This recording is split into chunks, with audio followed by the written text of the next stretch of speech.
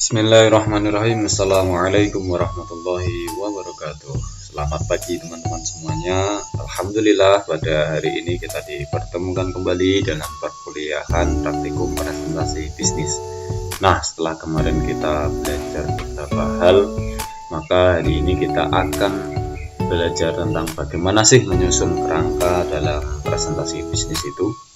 Nah, namun sebelum kita membahas lebih dalam tentang bagaimana menyusun kerangka presentasi bisnis, alangkah baiknya kita mulai perkuliahan pagi hari ini dengan membaca surat Al-Fatihah. Ala niyatina wa ala niyatikum bi barakati suratil Fatihah. A'udzu billahi minasyaitonir rajim. Bismillahirrahmanirrahim. Alhamdulillahi rabbil alamin arrahmanir rahim maliki yaumiddin. Iyyaka na'budu wa iyyaka nasta'in. Ihdinas siratal mustaqim. Siratal ladzina an'amta 'alaihim ghairil maghdubi 'alaihim waladdallin. Rabbighfirli wa liwalidayya wa lil mu'minina amin. Baik teman-teman, terima kasih sudah membaca surat Al-Fatihah. Semoga dengan wasilah surat Al-Fatihah yang kita baca tadi bisa memberikan keberkahan dalam upaya kita mencari ilmu, dalam upaya kita memahami segala sesuatu. Baik teman-teman ya, langsung saja kita mulai. Baik, tema hari ini adalah menyusun kerangka presentasi. Jadi ketika kita memiliki sebuah gagasan untuk disampaikan, biasanya kita akan berpikir bagaimana cara yang paling tepat untuk menyampaikannya, kan begitu. Nah, tujuan yang sudah kita tetapkan ini harus diimbangi dengan, kalau kemarin ya, audiens ini kita juga harus mengenal. Maka saatnya kita menentukan atau membuat metode yang paling tepat dan efektif untuk menyampaikan presentasi kita.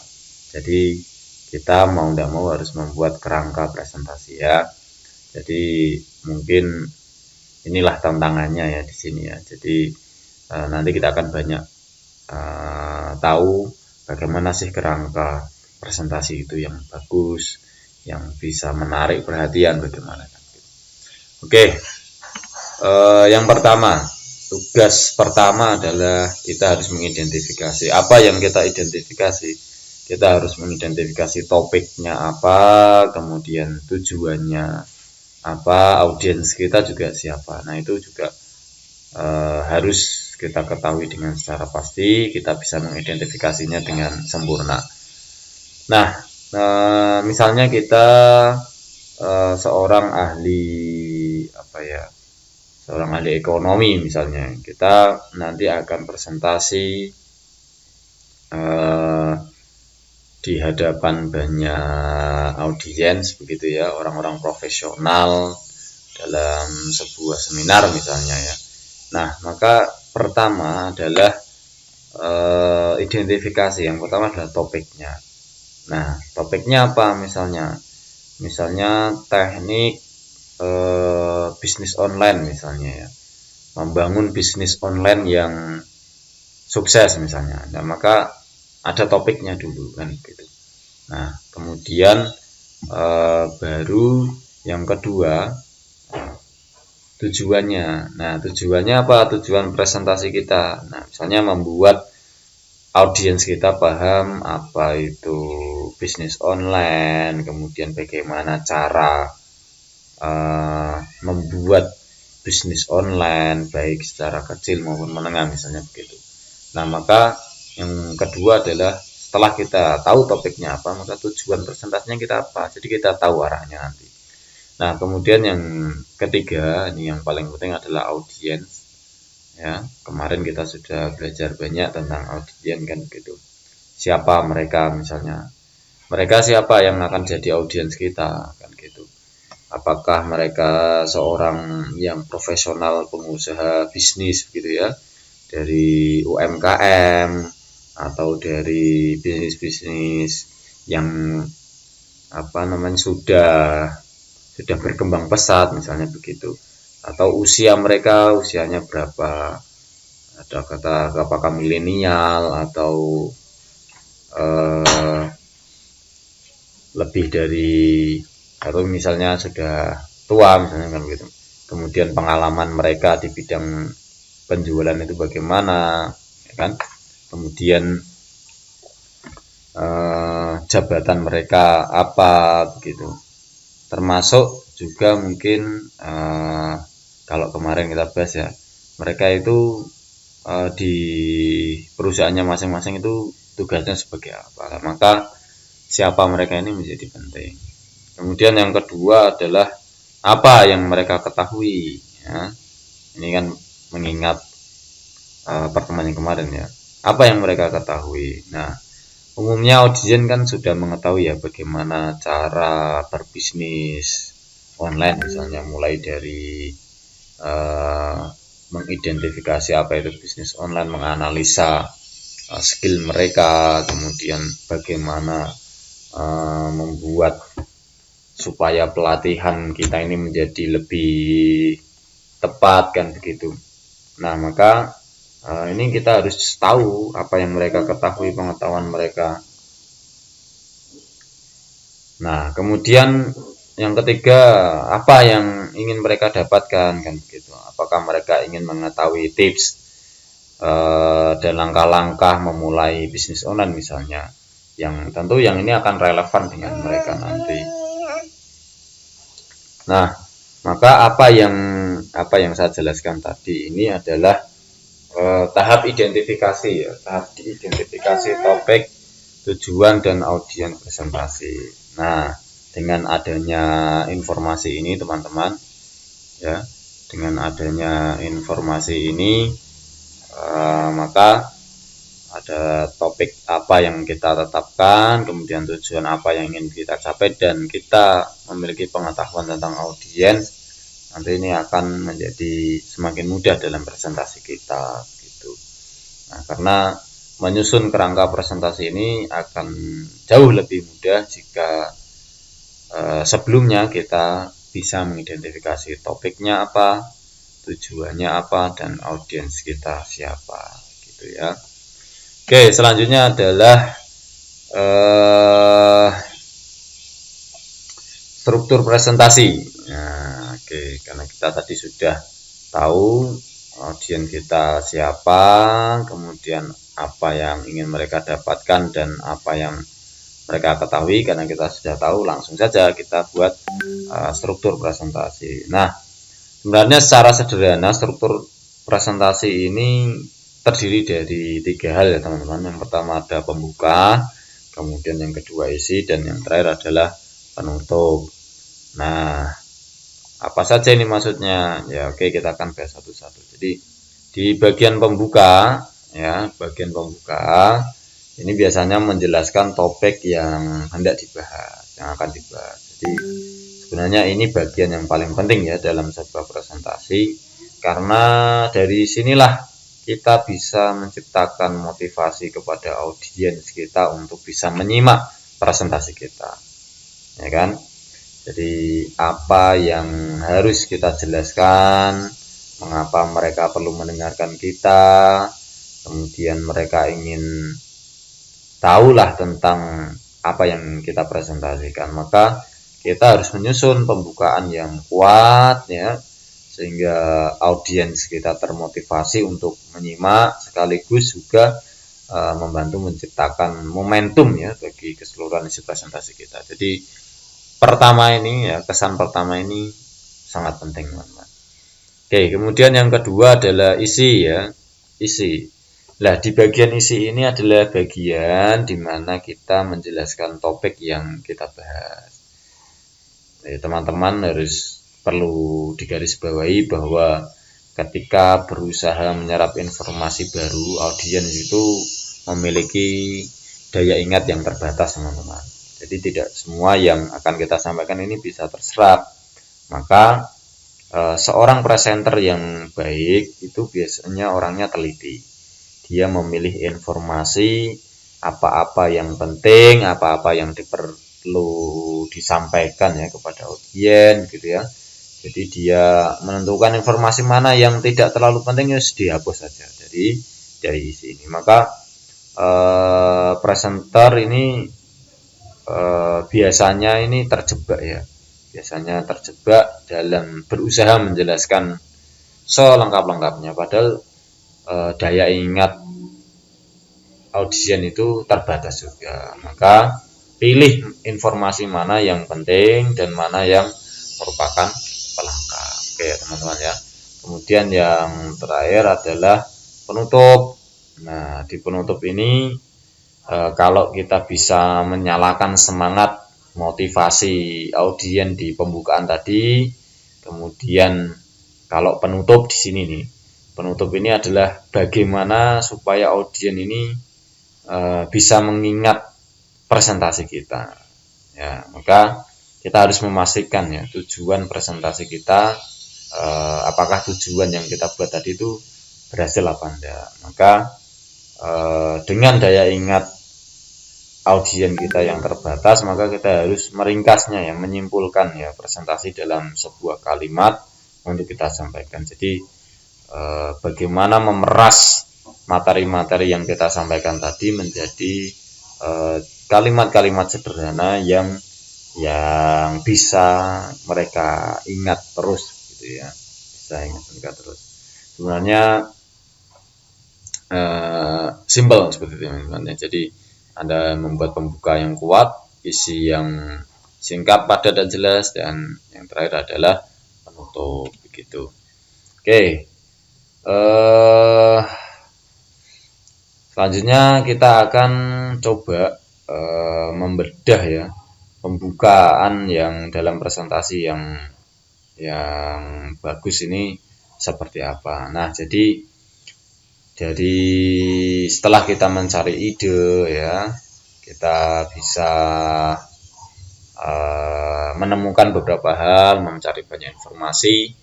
Kita selanjutnya di pembukaan ini yang perlu Anda garis bawahi bahwa pembukaan ini harus bisa menarik perhatian teman-teman.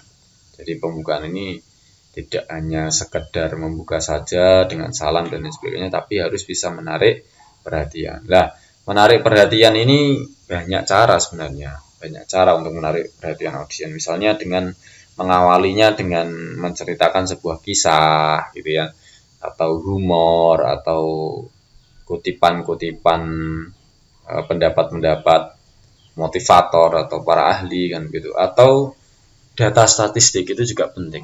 Data statistik ini fakta-fakta yang ada pada hari ini yang perlu Anda sampaikan gitu. Itu supaya audien itu bisa langsung tertarik ya, karena diawali dengan humor atau data gitu. Nah, kemudian yang kedua adalah gambaran awalnya. Jadi topik yang akan dibahas ini seperti apa gambarannya. Jadi audien itu tidak bingung apa sih sebenarnya yang akan dibahas nanti kan gitu. Nah, termasuk dalam pembukaan ini kontennya, isinya adalah nanti tujuan yang diharapkan dari presentasi. Tujuannya apa nanti yang diharapkan dari presentasi. Nah, jadi teman-teman ada poin penting yang bisa digunakan untuk dalam pembukaan sih sebenarnya.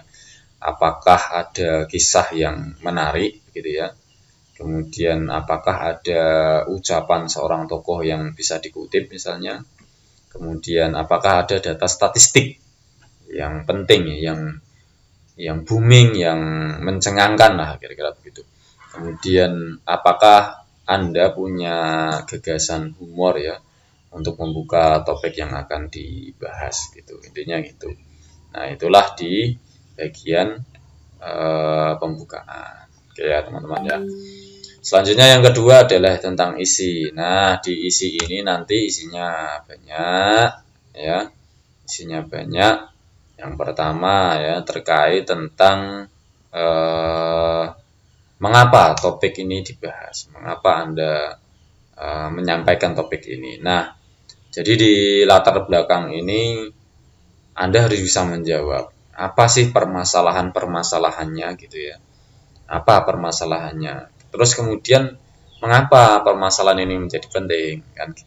Nah, kalau sudah seperti itu, nah bagaimana kondisi yang dihadapi saat ini? Nah, ketika Anda berbicara sesuatu yang update seperti itu, maka audien itu akan tertarik, dia terpancing gitu ya, dia bertanya-tanya masalahnya apa, kenapa, dan bagaimana kondisi saat ini gitu. Kemudian yang kedua adalah pemahaman akan permasalahan. Nah, permasalahan yang akan dibahas tentunya. Jadi isinya nanti terkait tentang isu ya, apa saja isu-isu yang ada saat ini, kemudian faktor-faktor penting dalam menilai permasalahan tersebut itu apa saja, termasuk bagaimana kita mencari penyelesaiannya, sampai mungkin juga situasi terakhir ya, situasi akhir yang nanti akan diharapkan seperti apa gitu. Nah, terus kemudian adalah penyelesaiannya. Penyelesaian ini bagaimana kita bisa menyelesaikan permasalahan tersebut, ya kan? Kemudian mengapa penyelesaian ini dipilih begitu. Nah, jadi kuncinya di isi teman-teman, isi ini jadikan sebagai persoalan audiens yang harus dijelaskan. Ya, ini kepentingannya tidak hanya kita tapi adalah audiens, supaya dengan kita menjelaskan permasalahan ya, kemudian kita melihatnya dari berbagai sudut pandang, kemudian kita mengajukan sebuah penyelesaian gitu. Nah, jadi setelah masalah-masalah ini bisa jelas bagi audiens, kemudian kita bisa masuk untuk memperhatikan faktor-faktor penting dalam permasalahan yang kita tawarkan tadi, dan kita bisa memberikanlah gambaran pilihan-pilihan yang bisa dipilih untuk diselesaikan gitu. Oke, selanjutnya adalah penutup teman-teman. Nah, di sisi penutup ini sebenarnya hanya ada dua hal yang penting. Yang pertama adalah kesimpulan, jadi apa yang sudah kita sampaikan tadi, kesimpulan dari topik yang kita bahas tadi itu apa gitu, yang kita sampaikan ke audien, ini kesimpulannya apa. Kemudian yang kedua adalah kalimat penutup. Nah, ini kalimat penutup ini juga penting ya. Jadi kalimat pernyataan penutup yang kira-kira sangat membekas bagi audien ya, bisa diingat terus gitu ya. Nah, jadi sebelum kita mengakhiri presentasi, berikanlah rangkuman singkat tentang pembahasan kita yang kita sampaikan tadi. Nah, tegaskan kembali apa yang kita harapkan dari audien. Jadi presentasi ini sebaiknya ditutup dengan sebuah pernyataan atau renungan, visi, atau yang kira-kira bisa diingat audien dengan mudah lah gitu. Jadi gunakan penutup yang ringkas ya teman-teman. Pokoknya jangan sampai membiarkan audien itu pulang tanpa sesuatu, tanpa bawa sesuatu, entah itu gagasan, semangat, atau harapan. Ya, oke, itu penutup. Selanjutnya adalah alurnya teman-teman. Nah,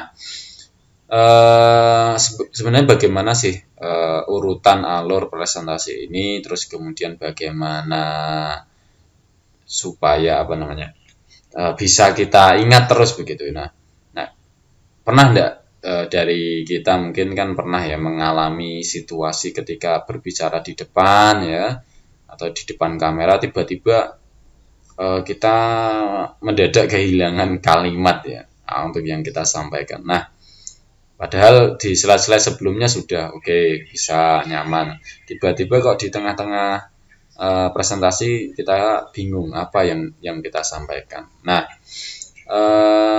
coba bayangkan ya, ketika presentasi ini adalah presentasi yang sangat penting, mesti kita bakal sangat malu lah ya di hadapan audien, karena kita gagal dalam memberikan kesempatan untuk memberi kesan yang membekas gitu. Nah, maka teman-teman bisa coba berbagai teknik supaya ketika teman-teman presentasi ini tidak kehilangan kalimat ketika di tengah-tengah presentasi, nge-lag lah istilahnya ya, nge-lag. Nah, ada teknik namanya adalah teknik Roman Room teman-teman. Nah, teknik Roman Room ini sebenarnya teknik klasik ya, teknik klasik tapi cukup bagus sih, masih bisa relevan untuk digunakan saat ini. Nah, Jadi caranya gimana? Caranya Anda pertama-tama harus memilih ruangan yang Anda kenal setiap harinya dengan baik ya.